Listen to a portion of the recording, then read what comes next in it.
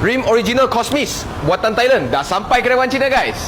Okey guys, hari ni Wan Cina nak unboxing rim original Cosmis dari Thailand. Okey, baru sampai saja kedai Wan Cina. Kita buka kotak dulu, tengok rupa rim dia macam mana. Okey.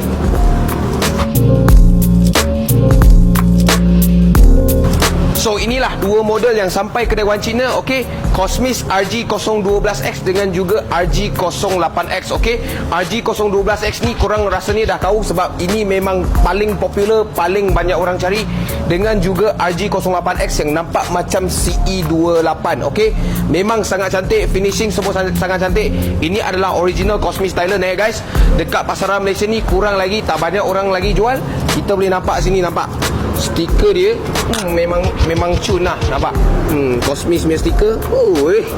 Okay, so dua-dua rim ini spek dia lain. Okay, dua-dua 20 inci. Kita cakap dulu yang RG012. Kita boleh nampak sini spek dia adalah 20x10 6x139.7 PCD dia, dan juga offset 8. Okay, untuk yang RG08X pula spek dia ada 20x10.5 JJ, offset 8 juga. Okey, dua-dua ini beza dia lebar sikit. Satu yang lagi lebar sikit, satu yang kecil sikit, tapi dua-dua lebar gila juga.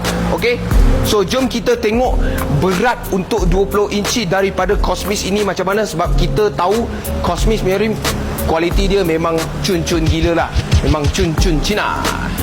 Okey guys, kita timbang dulu 08X, tengok berat dia berapa.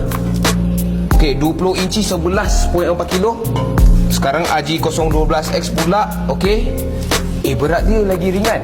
Sebab apa? Sebab dia lagi kecil sikit lah. Okey, 11.3 kilo saja untuk rim ini. Okey, dua-dua beza dalam 0.1 kg saja. Okey, so dua rim ini sekarang ready stock dekat kedai Wan Cina. Sangat-sangat cantik. Korang cepat-cepat datang sebab memang dapat satu set saja. Okey, so kalau korang suka video kali ni, tolong like, share dan komen dekat bawah apa yang korang nak tengok saja. Cosmis original susah dapat Macam biasa, cari rim, cari Wan Cina. Thank you guys.